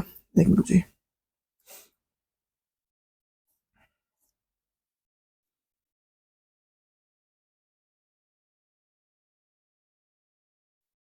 उसके बाद तटीय पठार, समुद्र के तटीय भागों में स्थित पठार को तटीय पठार कहते हैं। उसके बाद से गुंबदकार पठार, चलन क्रिया के फलस्वरूप निर्मित पठार। ठीक है, गुंबदकार पठार, जैसे चलन क्रिया के फलस्वरूप निर्मित पठार को गुंबदकार पठार कहते हैं। जैसे कि रामगढ़ का गुंबद भारत में गुंबदकार पठार। मैदान, 500 फीट से कम ऊंचाई वाले भूपटल के समतल भाग को मैदान कहते हैं। मैदान अनेक प्रकार के होते हैं, जैसे कि पहला देखते हैं, एक मिनट जी। पहला आएगा अपरदनात्मक मैदान, जैसे कि नदी, हिमानी, पवन जैसी नदियों के अपरदन से इस प्रकार के मैदान को जो निम्न है इसमें आती है। अपरदनात्मक में पहला आता है लोयस मैदान, यह हवा द्वारा उड़कर लाई गई मिट्टी और बालू के कणों से निर्मित होती है। लोयस पदार्थ निर्मित हुई है। कॉस्ट मैदान, कॉस्ट मैदान जो है ये चूने पत्थर के चट्टानों से घुलने के निर्मित हुई है, कॉस्ट मैदान। उसके बाद है संप्राय मैदान, ये समुद्र तल के निकट स्थित मैदान जिनका निर्माण नदियों के अपरदन के फलस्वरूप हुआ है, संप्राय संप्राय मैदान। ग्लेशियल मैदान, हिम के जमाव के निर्मित दलदली मैदान को जहां केवल वन ही पाए जाते हैं उसे ग्लेशियल मैदान कहते हैं। फिर रेगिस्तानी मैदान, वर्षा के कारण बनी नदियों के बहने और फलस्वरूप निर्माण होता है रेगिस्तानी मैदान। अगर करें तो उसके बाद पॉइंट नंबर बी, निप्पे निपेक्षात्मक पदार्थ। ठीक है, मैदान जिन निपेक्ष द्वारा बड़े बड़े मैदानों का निर्माण होता है, जैसे गंगा, सतलज, मिसिसिपी, हांगो के मैदान प्रमुख है। इस प्रकार के मैदानों को जलोढ़ मैदान या डेल्टा के मैदान प्रमुख है। इस प्रकार के मैदानों में जलोढ़ मैदान और डेल्टा के मैदान प्रमुख है। भिन्न भिन्न कारकों द्वारा निर्मित स्थलाकृति, भूमिगत जल तथा निर्मित स्थलाकृति, जैसे कि उषुप्त कुआं, गीजर, घोलरंध्र, डोलाइन कॉस्ट झील, युवाल, पोली, कंदारा, स्टेंकटाइट और स्टेलेमाइट लैपिज। ये क्या है? भूमिगत जल द्वारा निर्मित स्थलाकृति है। उसके बाद सर्वाधिक उषुप्त कुआं ऑस्ट्रेलिया में पाया जाता है। सागरीय जल द्वारा निर्मित स्थलाकृति है, जैसे कि शर्फ होता है, वेलाचिली होता है, तंगरिका, पुलिन, हुक, लुप, टोम्बोलो, ये सागर द्वारा निर्मित जल स्थलाकृतियां हैं। उसके बाद है हिमनद द्वारा निर्मित जल स्थलाकृतियां, जैसे शर्क, टांड, हरे, हांड, नूनाटक, फ्योर्ड, ड्रमलिन, कैम एक्सकर। बहुत गहरी हिमनद गर्तें जिन्हें समुद्री जल भरा जाता है तथा वे समुद्री रेखा पर्वतियों से फ्योर्ड कहते हैं। क्या कहते हैं? फ्योर्ड कहते हैं। सर्क गहरे, लंबे व चौड़े गर्त जिनका दीवार तीव्र ढाल वाली सीधी व अवतल होती है। अधिकतर शर्क हिमनद घाटियों को शिल्प पाए जाते हैं जो हिमनद से पिघलने के जल से भरी शर्क या शर्क झील या टॉन झील कहते हैं। उसे क्या कहते हैं? टॉन झील कहते हैं। नेक्स्ट, शर्क के सिर पर अपरदन होने से हॉर्न निर्मित होता है। आप पर्वत की चोटी मैटर हॉर्न तथा हिमालय पर्वत की सबसे ऊंची चोटी एवरेस्ट वास्तव में हॉर्न है जो सर्क के शीर्ष अपरदन से निर्मित है। लगातार अपरदन से सर्क के दोनों तरफ बनी दीवारों को तंग हो जाती है। इसका आकार कंघी और आरी के समान कटकों के रूप में हो जाता है। इन्हें अरेत कहते हैं या तीक्ष्ण कटक कहते हैं। इन पर चढ़ना असंभव हो जाता है। इन पर चढ़ना जो होता है असंभव हो जाता है। ड्रमलिन मुख्यतः या मुख्य रूप से समूह में मिलते हैं। इसी कारण ऐसी आकृति को अंडे की टोकरी या स्थलाकृति कहते हैं। इसका क्या आकृति को अंडे की टोकरी या स्थलाकृति कहते हैं। पवन द्वारा निर्मित स्थलाकृतियां, जैसे पहले आएंगे जूगेन, उसके बाद से यार्डंग, इंसलवर्ग, छत्रक, प्लेया, लैगून, बारखाना, लोएस और पैडी प्लेन। क्या कहते हैं? पैडी प्लेन बोलते हैं।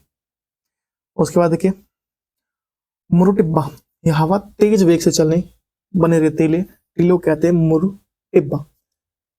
इसके निर्माण के लिए अवरोध होना आवश्यक है। जैसे 9 चंद्राकार टिब्बे, इनकी भुजाएं पवनों की दिशा में निकलने वाली होती है। जैसे कि उसे क्या कहते हैं? बरखान कहते हैं। बरखान कहते हैं। जब रेत के कण बहुत महीन और हल्के होते हैं तो पवन उसे बहुत लंबी दूरी तक ले जा सकती है। जब ऐसी रेत बड़े क्षेत्र में जाकर जन्म लेती है उसे लोएस कहते हैं। उसे क्या कहते हैं? लोएस कहते हैं। जब रेत बहुत क्षेत्र में ले जाके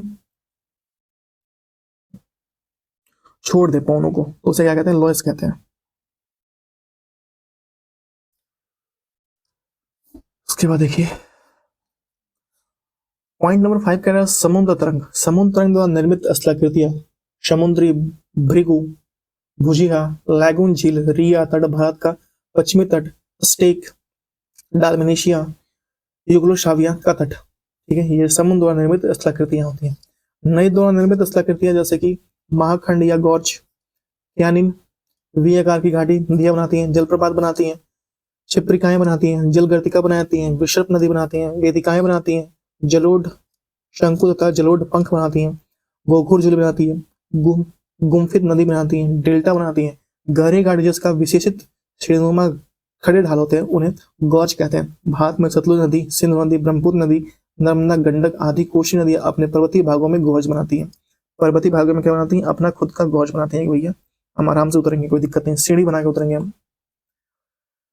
कैनियन गॉर्ज का विस्तृत रूप है जैसे कि कैलरोडा कैनियन, यूएसए में जो कैलरोडा नदी द्वारा बना है विश्व के सबसे अधिक प्रसिद्ध है कैनियन गॉर्ज।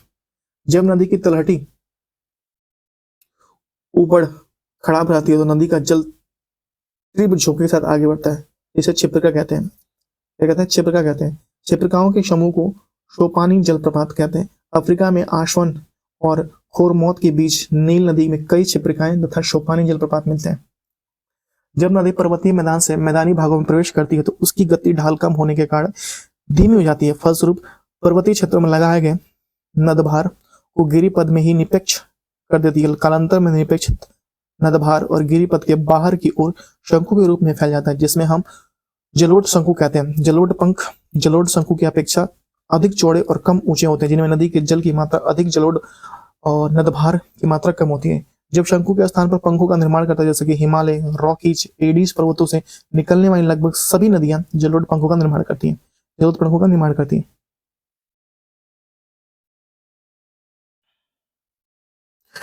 नदी प्रायः सीधी नहीं बहती बल्कि सांप की भांति बलखलाती जाती है। ठीक है, बल खाती जाती है, यानी मोड़दार मार्ग पर बहने वाली होती है नदियां। नदी की इन मोड़ों को विसर्प कहते हैं। क्या कहते हैं? विसर्प कहते हैं। जब नदी के मोड़ के अधिक घुमा हो जाता है तो नदी मुख्य नदी से अलग हो जाती है। इस अलग हुए भाग को गोखुर झील कहते हैं। मतलब कि ऐसे घूमा और बीच से कट के चला गया, तो जो शेष भाग साइड में बच गया उसको गोखुर झील कहते हैं। तुर्की की मियांडर, अमेरिका के मिसिसिपी और भारत की गंगा और गंडक और इटली की पो नदी विसर्प व गोखुर झीलों में प्रसिद्ध है। विसर्प व गोखुर झीलों के लिए प्रसिद्ध है। नेक्स्ट है, आर्द्र प्रदेशों में रासायनिक अपक्षय प्रक्रिया यांत्रिक अपक्षय प्रक्रिया की अपेक्षा अधिक प्रक्रियाशील या गतिशील होती है।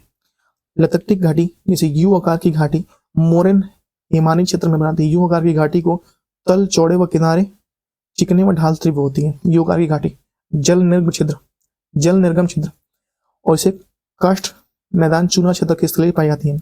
सागरीय जल तरंग तथा निर्मित तटरेखा को प्रकार जैसे फ्योर्ड तट किसी हिमानीकृत उच्च भूमि में सागरीय जल के नीचे धंस जाने से फ्योर्ड तट का निर्माण होता है।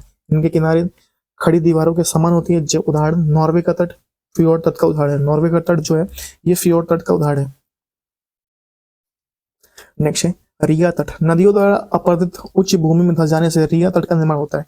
इसे गहराई समुद्र की ओर क्रमशः बढ़ जाती है और प्रायद्वीपीय भारत में पश्चिमी तट पर उत्तरी भाग रिया तट का निर्माण होता है। हैफा तट सागरीय तटीय भाग को किसी निम्न भूमि में डूब जाने से निर्मित तट को हैफा तट कहते हैं। इस पर रोधिकाओं के समांतर श्रृंखला मिलती है। इसे सागरीय जल घिरकर लैगून झीलों का निर्माण करती है और यूरोपीय या यूरोप बाल्टिक तट पर हैफा तट का अच्छा उदाहरण है। यूरोप का जो बाल्टिक तट है ये हैफा तट का अच्छा उदाहरण है। डोलमेशियन तट समांतर पर्वतीय कटकों वाले तटों को धंसाओं से डोलमेशियन तट का निर्माण होता है। युगोस्लाविया डोलमेशियन इसका उदाहरण है। युगोस्लाविया डोलमेशियन इसका उदाहरण है।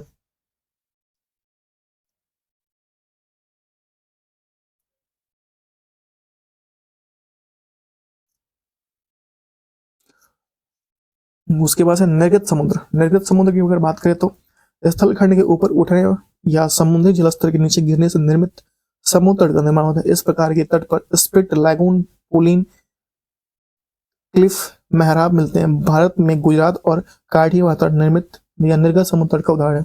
गुजरात और काठियावाड़ का जो तट है वो निर्गत तट का उदाहरण है। इसके बाद देखेंगे वन के प्रकार या वन कितने प्रकार के होते हैं, इसको हम नेक्स्ट वीडियो में देखेंगे। तब तक thank you so much, have a good day. और आज के लिए बस इतना ही। वन मैं थोड़ा देख लेता हूँ कि इसमें लास्ट पॉइंट कहाँ तक है। एक मिनट रुक जाइए। ऐसा है कि वन देख लेते हैं थोड़ा सा और है, ठीक है, उसके बाद से सीधे हम एशिया से स्टार्ट करेंगे नेक्स्ट में। देखिए वन के प्रकार, पहला वन के प्रकार होते हैं उष्णकटिबंधीय सदाबहार वन, उष्णकटिबंधीय सदाबहार one, tropical evergreen rain forest. इस प्रकार की वन विषुवतीय रेखीय प्रदेशों और उष्णकटिबंधीय प्रदेशों में पाए जाते हैं जहां 200 मीटर से अधिक, 200 सेंटीमीटर से अधिक वर्षा होती है, वहां पे उष्णकटिबंधीय सदाबहार वन पाए जाते हैं। यहाँ पेड़ों की पत्तियां चौड़ी होती हैं, पेड़ों के पत्ते पे पत्तियां पूरी तरह से नहीं पड़ती, इसलिए से पेड़ों की पत्तियां पूरी तरह से नहीं झड़ती, इसलिए से सदाबहार वन कहते हैं। काफी घने वृक्षों की तरह इसमें काफी घने वृक्षों और मोटी बिताने के बाद दिन के समय भी सूर्य का प्रकाश वन के अंदर तक नहीं पहुंच पाता। आमतौर पर यहाँ दृष्टकाष्ठ वृक्ष जैसे कि रोजवुड, आउनुश, महोगनी आदि यहाँ पे पाए जाते हैं उष्णकटिबंधीय सदाबहार वन में। एनाकोंडा विश्व का सबसे बड़ा सांप उष्णकटिबंधीय सदाबहार वन में ही पाया जाता है, एनाकोंडा, ठीक है, एनाकोंडा मूवी बहुत बड़ा था, एनाकोंडा। उष्णकटिबंधीय पर्णपाती वन, यह मानसूनी वन होते हैं जहां 500 सेंटीमीटर से कम वर्षा होती है। उस क्षेत्र में जहां वर्षा पाया जाता है भारत, उत्तरी ऑस्ट्रेलिया व मध्य अमेरिका के बड़े हिस्से में पाया जाता है। जैसे जल संरक्षित रखने के लिए सूक्ष्म मौसम में यहाँ के वृक्ष पत्तियां झड़ जाते हैं। इन वनों में पाए जाने वाले दृढ़काष्ठ वृक्षों के साल शागवन, नीम और शीशम है। इन प्रदेशों में पाए जाने वाले जानवर जैसे कि बाघ, शेर, हाथी, गोल्डन, लंगूर और बंदर आदि होते हैं, लंगूर और बंदर आदि होते हैं। नेक्स्ट होता है शीतोष्ण सदाबहार वन। यह वन मध्य सागर के तटीय प्रदेशों में स्थित होते हैं। ये सामान्यतः महाद्वीपों के पूर्वी किनारों पर पाए जाते हैं, जैसे कि दक्षिणी पूर्वी अमेरिका और दक्षिणी चीन, दक्षिणी पूर्वी ब्राजील, और जैसे कि ब्राजील में यहाँ बाज, चीड़, यूकेलिप्टस, शीतोष्ण सदाबहार में बाज, चीड़, यूकेलिप्टस जैसे दृढ़, मुलायम और दोनों प्रकार के पेड़ पाए जाते हैं। दृढ़ मतलब कि कठोर और मुलायम दोनों प्रकार के पेड़ पाए जाते हैं। उसके बाद शीतोष्ण कटिबंधीय या पर्णपाती वन, शीतोष्ण पर्णपाती उच्च अक्षांश की ओर बढ़ने पर शीतोष्ण पर्णपाती वन मिलते हैं। ये उत्तरी पूर्वी अमेरिका, चीन, न्यूजीलैंड, चिली, पश्चिमी यूरोप के तटीय मैदानों में पाए जाते हैं। ये अपनी पत्तियां सूक्ष्म मौसम में झाड़ देते हैं। यहाँ पे पाए जाने वाले पेड़ जैसे कि बांज, ऐस, बीच और यहाँ पे हिरण, लोमड़ी, भेड़िया यहाँ के आम जानवर है। जैसे फिजेंट और मोनाल जैसे पक्षी पाए जाते हैं। यहाँ पे फिजेंट और मोनाल जैसे पक्षी भी पाए जाते हैं। नेक्स्ट भूमध्य सागरीय वनस्पति, महाद्वीपों के पूर्वी व उत्तरी पूर्वी किनारों के अधिकांश भाग शीतोष्ण सदाबहार पर्णपाती वन पेड़ों से ढके हैं। यहाँ पर महाद्वीपों में पश्चिमी और दक्षिणी पश्चिमी किनारों पर भूमध्य सागरीय पर्णपाती या वनस्पति पाई जाती है। अधिकतर यूरोप, अफ्रीका, एशिया के मध्य सागर के समीप वाले प्रदेशों में पाई जाती है। ये वनस्पतियां भूमध्य सागर के बाहरी प्रदेशों में संयुक्त राज्य अमेरिका के कैलिफोर्निया, दक्षिणी अमेरिका और दक्षिणी अमेरिका और दक्षिणी पश्चिमी ऑस्ट्रेलिया में पाए जाते हैं। एक बार फिर से पढ़ते हैं। ये वनस्पति भूमध्य सागर के बाहरी प्रदेशों में संयुक्त राज्य अमेरिका के कैलिफोर्निया और दक्षिणी पश्चिमी अफ्रीका, अमेरिका और दक्षिणी पश्चिमी ऑस्ट्रेलिया में पाई जाती है। इन प्रदेशों में गर्म शुष्क ग्रीष्म वर्षा वाले मृदु क्षेत्र या ऋतुएं भी पाई जाती हैं। इन क्षेत्रों में आमतौर पर संतरा, अंजीर, जैतून, अंगूर जैसे नींबू वंश के फल पैदा होते हैं। यहाँ पे वन्य जीवन कम है। अंगूर वंश के जैसे नींबू वंश के जो भी चीजें हैं वो पाएंगे। उसके बाद है शंकुधारी वन, उत्तरी गोलार्ध और उत्तर अक्षांशों जैसे कि 50 डिग्री 70 के भव्य शंकुधारी वन पाए जाते हैं। इसे टैंगा वन भी कहता है। ये वन अधिक ऊंचाई पर पाए जाते हैं, जहां पाए जाने वाले वृक्ष लंबे, नरम काष्ठ और सदाबहार वृक्ष होते हैं। इन वृक्षों को काष्ठ का उपयोग लुगदी बनाने के लिए किया जाता है, जो सामान्यतः अखबारी कागज बनाने के लिए काम आता है। नरम काष्ठ का उपयोग करते हैं माचिस और पैकिंग के लिए सबसे बड़े बक्से बनाने के लिए किया जाता है। चीड़, यहाँ पे चीड़, देवदार आदि वनों का पेड़ है। यहाँ पे समांतर रजत, लोमड़ी, मिंक, ध्रुवीय भालू जैसे जानवर पाए जाते हैं। नेक्स्ट है उसके बाद टुंडा वनस्पति। ये वनस्पति यूरोप, एशिया, उत्तरी अमेरिका में ध्रुवीय प्रदेशों में पाई जाती है। अधिक ठंडा होने के कारण यहाँ पर बहुत ही सीमित प्राकृतिक वनस्पति मिलते हैं, जैसे काई, लालिकेन, मोटी झाड़ियां टुंडा वनस्पति में पाई जाती हैं। ये ग्रीष्म ऋतु के दौरान विकसित होती हैं और यहाँ के जानवरों के सिर पर मोटा व एवं मोटी चमड़ी होती है। यहाँ पर पाए जाने वाले कुछ जानवर जैसे कि सील, वालरस, कस्तूरी, ध्रुवीय उल्लू, ध्रुवीय भालू, बर्फीला लोमड़ी यहाँ पे प्रमुख जानवर पाए जाते हैं। कटीली झाड़ियां शुष्क रेगिस्तानी क्षेत्र में पाई जाती है। घास के मैदान देखते हैं। भूमध्य या घास भूमियों को दो भागों में याद करते हैं, जैसे उष्णकटिबंधीय घास के मैदान, ये भूमध्य रेखा के दोनों तरफ उष्णकटिबंधीय क्षेत्रों में फैले हुए हैं। यहाँ पर वनस्पति निम्न मध्य में वर्षा वाले क्षेत्र में पैदा होती है। यहाँ पे घास काफी ऊंची लंबी, जैसे 3 से 4 मीटर ऊंचाई तक बढ़ सकती है। और यह घास स्थल से हाथी, जेबरा, जिराफ, हिरण, तेंदुआ आदि जानवर पाए जाते हैं यहाँ पे। इसे अलग देशों में अलग अलग नाम से जाना जाता है, जैसे कि शवाना में अफ्रीका के नाम जानते हैं, अफ्रीका में शवाना नाम से, ब्राजील में कंपोच और वेनेजुएला में लानोश के नाम से जानते हैं। वेनेजुएला और कोलंबिया में लानोश के नाम से जानते हैं। शीतोष्ण कटिबंधीय घास के मैदान, ये मध्य अक्षांशीय क्षेत्रों और के भीतर के भागों में पाए जाते हैं। मध्य अक्षांशीय क्षेत्रों के महाद्वीपों के भीतर भागों में पाए जाते हैं। यह घास की छोटी और पौष्टिक होती है। शीतोष्ण प्रदेशों में सामान्यतः जंगली भैंस, वाइनस, एंटीलोप पाए जाते हैं। ये निम्न प्रकार के इन्हें निम्न प्रकार में जाना जाता है, जैसे कि प्रेरी संयुक्त राज्य अमेरिका व कनाडा में इसे प्रेरी कहते हैं शीतोष्ण घास के मैदान को, और पंपास में अर्जेंटीना कहते हैं, दक्षिण अफ्रीका में वेल्ड कहते हैं, ऑस्ट्रेलिया में डाउस कहते हैं, और एशिया और यूक्रेन और रूस, चीन और मुख्य स्टेपी कहते हैं। ऑस्ट्रिया, एशिया, यूक्रेन, रूस, चीन और मंचूरिया प्रदेश में इसे स्टेपी कहते हैं। नेक्स्ट महाद्वीप, पृथ्वी पर भूभाग की सबसे बड़ी इकाई को महाद्वीप कहते हैं। पृथ्वी के 29 से 30% भाग पर महाद्वीपों का विस्तार पाया जाता है। महाद्वीपीय विवर्तन की अलग ही वजह संपूर्ण पृथ्वी का 7 महाद्वीपों बांटा गया था कि एशिया, यूरोप, अफ्रीका, उत्तरी अमेरिका, अंटार्कटिका, दक्षिणी अमेरिका और ऑस्ट्रेलिया में बांटा गया। नेक्स्ट है महाद्वीप विस्थापन का सिद्धांत। महाद्वीपीय विस्थापन का सिद्धांत एक जर्मन मौसम वैज्ञानिक और ध्रुवीय अन्वेषक खगोलशास्त्री और वैज्ञानिक अल्फ्रेड वेगनर ने दिया था। किसने दिया था? अल्फ्रेड वेगनर दिया था। वास्तव में महाद्वीपीय बहाव के जनक के रूप में जाना जाता है। वास्तव में महाद्वीपीय को बहाव के जनक के रूप में जाना जाता है।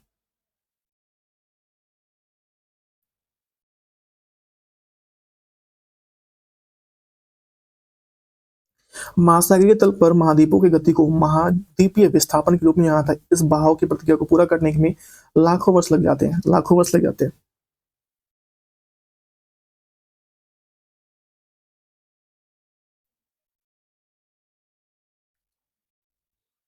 वेगनर के अनुसार कार्बोनिफेरस युग में सभी महाद्वीपों ने एक महाद्वीपीय द्रव्यमान का निर्माण किया, जिसे पेंजिया कहा गया, जिसका अर्थ है संपूर्ण पृथ्वी से है। यह महाद्वीप पैंथलासा नामक विशाल महासागर से घिरा है, जिसका अर्थ है संपूर्ण जल से। पैंथलासा का अर्थ है संपूर्ण जल से।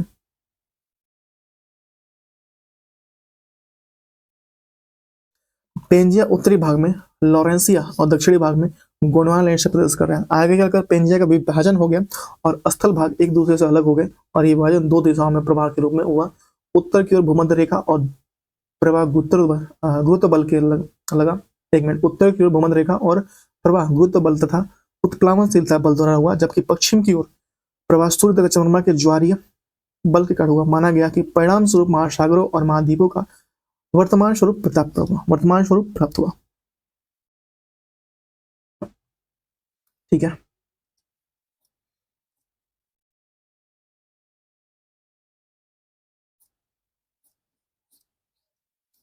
तो नेक्स्ट है हम लोग कल देखेंगे एशिया। ठीक है, कल या शाम को अगर रात को मुझे टाइम मिलेगा तो मैं एक क्लास बना दूंगा और एशिया से जितने भी ये महाद्वीप हैं एशिया से स्टार्ट करेंगे और जो हम लोग 6 या 7 कॉन्टिनेंट जो भी हैं उसको पूरा हम लोग कंप्लीट करेंगे। ठीक है, तो थैंक यू सो मच। आज के इतना ही, बस पढ़ते रहिए और एग्जाम आपके सर पे है, मेरे सर पे है, तो बस मिल के पढ़ते हैं और मचाते हैं इस बार।